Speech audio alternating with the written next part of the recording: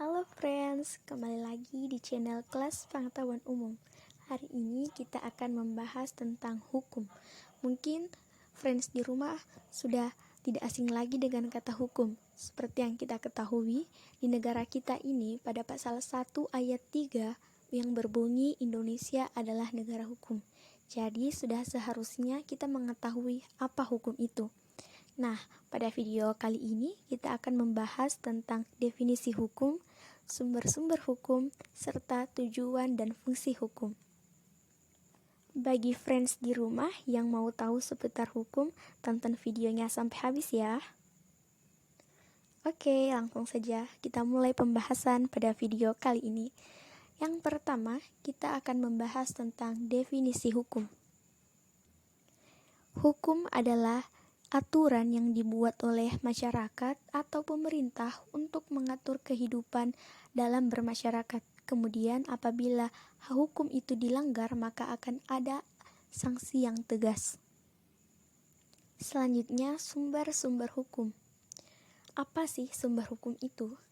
Sumber hukum dapat kita katakan sebagai tempat dari mana asal-usul suatu aturan atau norma itu berasal. Di Indonesia ada dua jenis sumber hukum, yaitu 1. Material. Sumber hukum material adalah faktor-faktor yang menentukan isi hukum, karena sumber hukum material ini merupakan faktor ideal dan faktor kemasyarakatan. Faktor ideal adalah patokan-patokan yang tetap mengenai keadilan yang harus ditaati oleh para pembentuk undang-undang ataupun para pembentuk hukum yang lain dalam melaksanakan tugasnya. Sedangkan faktor kemasyarakatan adalah hal-hal yang benar-benar hidup dalam masyarakat dan tunduk pada aturan-aturan yang berlaku sebagai petunjuk hidup masyarakat yang bersangkutan, termasuk dalam kategori faktor kemasyarakatan. Yang kedua, sumber hukum formal. Sumber hukum formal berhubungan dengan sumber-sumber hukum positif yang berlaku di Indonesia. Dalam hal ini, perangkat kajian positivisme hukum sangat berkaitan dengan eksistensi sumber hukum formal, sebab menjadi dasar hukum bagi pembentukan sistem politik, sistem hukum, sistem pemerintahan, sistem kelembagaan negara, dan lainnya. Berikut beberapa macam bagian dari hukum formal. 1. Peraturan perundang-undangan. Peraturan perundang-undangan terdiri dari Undang-Undang NRI, Ketetapan MPR, Undang-Undang atau Perpu, Peraturan Pemerintah, Peraturan Presiden, Peraturan Daerah Provinsi, Peraturan Daerah Kabupaten Kota, dan Peraturan Desa. Yang kedua, kebiasaan atau konvensi. Kebiasaan atau konvensi adalah perbuatan kehidupan ketatanegaraan yang dilakukan berulang-ulang sehingga ia diterima dan ditaati dalam politik ketatanegaraan. Yang ketiga, jurisprudensi.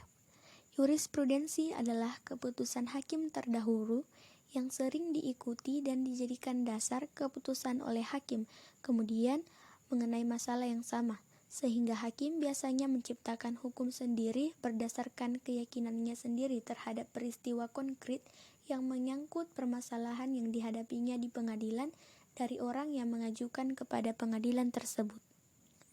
Yang keempat, traktat. Traktat adalah perjanjian yang dilakukan oleh dua negara atau lebih sehingga mengikat kedua negara tersebut. Dalam hal ini, traktat menempati posisi sebagai sumber hukum nasional dalam melakukan hubungan dengan negara lain. Yang kelima, doktrin.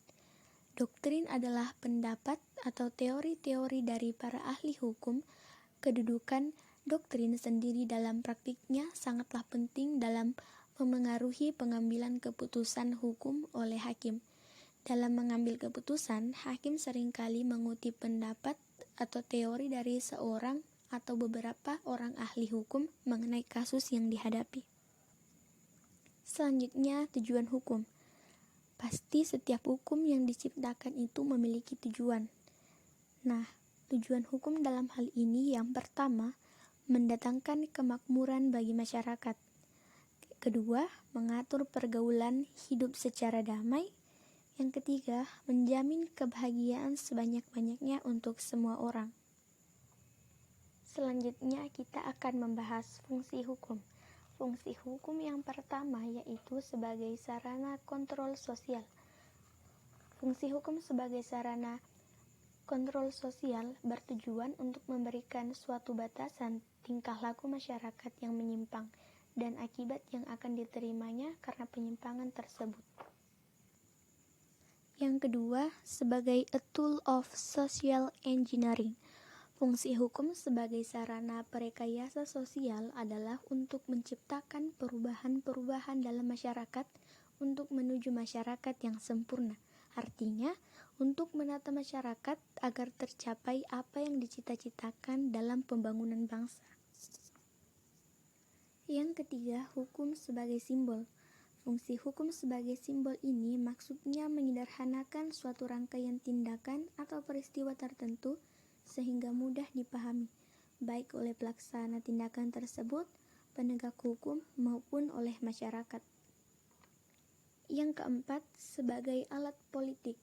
Fungsi hukum sebagai alat atau sarana politik adalah untuk memperkokoh kekuasaan politik atau mengefektifkan pelaksanaan kekuasaan negara. Yang kelima, sebagai sarana penyelesaian sengketa. Dengan fungsinya ini, hukum bertujuan untuk menyelesaikan setiap konflik atau sengketa yang terjadi di masyarakat. Berkaitan dengan ini, maka tujuan hukum pada dasarnya adalah untuk mencapai keadilan dalam penyelesaian konflik di dalam masyarakat maupun dalam melakukan pengendalian sosial. Yang keenam, sebagai sarana pengendalian sosial. Sebagai sarana pengendalian sosial, maksudnya bahwa hukum itu berfungsi mengendalikan masyarakat secara terstruktur, terpadu, dan terencana agar kehidupan sosial masyarakat dapat terkendali sesuai dengan ketentuan hukum yang berlaku.